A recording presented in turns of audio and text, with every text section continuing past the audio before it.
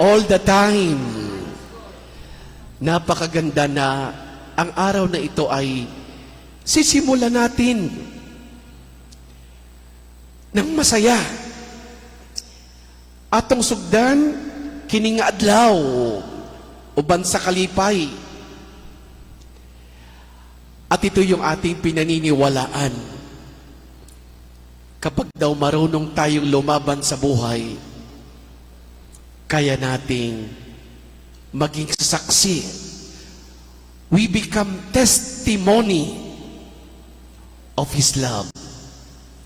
Paano tayo magiging testimony? Paano tayo magiging saksi?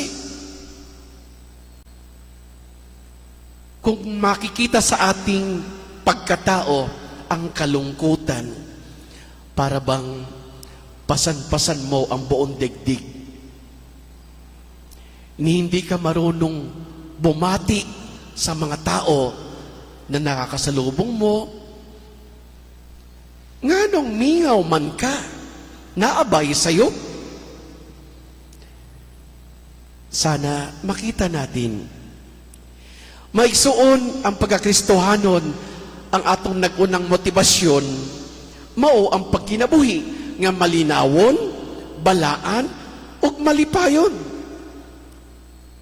This is our motivate to live, to be happy, peaceful, and holy. Bisan unsa pa ang atong kahimtang sa komunidad, naningkamot kita nga magkahiwo sa bisan sa atong palibot, diin kita nahisakop.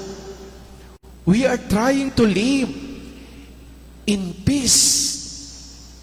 Ayaw natin ng problema. Ayaw natin ng mga bagay na hindi maganda. Ang tanan gusto nga magmalipayon. And this is our objective. We want to be happy. Sino ba sa atin ang gusto maging malungkot? Wala. Gusto natin maging masaya. Ang tanan gusto nga makasinati o komportable nga pagpuyok. Pinipilit nating mabuhay ng maayos. Ang atong bukasyon, gimugna, pinaagi sa taas sa nga atong gidula o sa mga aksyon na atong gihimo. Nga mahimong gikan sa trabaho, ngadto sa pamilyahanong kinabuhi, o gikan sa pagkaaktibo sa usa ka komunidad, ngadto sa paggahin og panahon alang sa atong kaugalingon. Mayroon tayong mga papel na ginagampanan. Magpasalamat tayo. We have religious community. Napakahalaga po ng ating mga religious community. Ipinagdadasal ang sambayanan. Kaya magpasalamat tayo sa mga madre, sa mga sisters. They are trying to pray. Kasi tayo mismo nakakalimutan natin magdasal. Apan, nganong mahitabo ang daotang mga butang? Why bad things happen? Nganong naaman lagi ang dili pagkakaunawaan? Nganong nga ang kapintasan nagpadayon sa pagkailap? Nganong nga ang kinabuhi sa matag o saan na sa peligro? Nganong sa pipila sa kapamilya walay kalinaw sa pagkinabuhi? Ang takot nasa ating lahat. Hindi na raw ligtas ang ating buhay sa ngayon. Sa akong hunahuna mga igsoon, ang ebanghelyo karon maghatag kanato sa tubag. Ang ebanghelyo nag-ingon nga si Jesus mipanaw gikan sa usa ka lungsod ug balangay ngadto sa lain nga nagwali ug nagmantala sa maayong balita sa gingharian sa Dios. Sa atong katilingban, ang pulong sa Dios kinahanglan mo pagtikbabaw. The Word of God must prevail. Kailangan daw mangibabaw ang salita sa Ginoo. Hindi yung salita ng tao ang mangingibabaw. Ang pulong sa Ginoo, kinahanglan mo pagtigbabaw sa atong kinabuhi. Ang pulong sa Dios kinahanglan madungog sa tanang dapit, sa matag establishmento, sa mga opisina, sa eskwelahan, diin ang kahibalo sa tawo o edukasyon sa nagunang kabalaka. Kailangan daw ang salita ng Diyos ay ipahayag maging sa loob ng tahanan.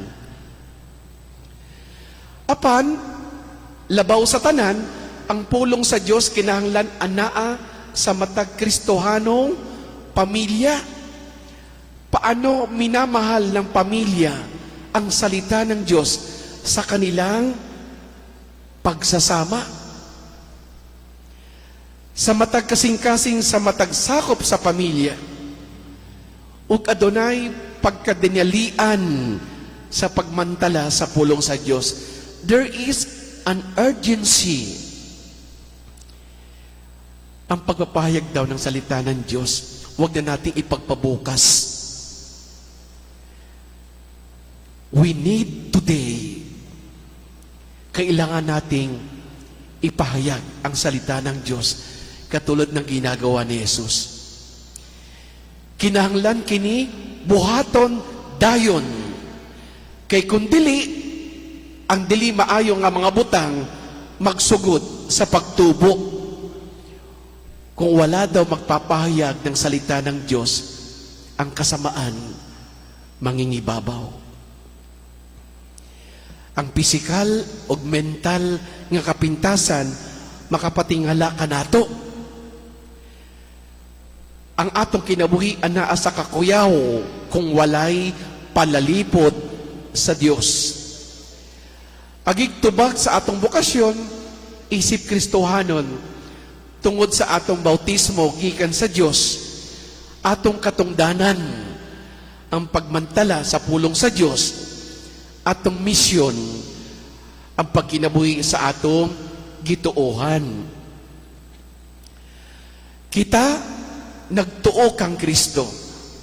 Mituo kita sa iyang presensya. Ilabi na sa matag pagsaulog sa santos nga misa. Kinahanglan natong hinunduman ang presensya sa balaang pulong.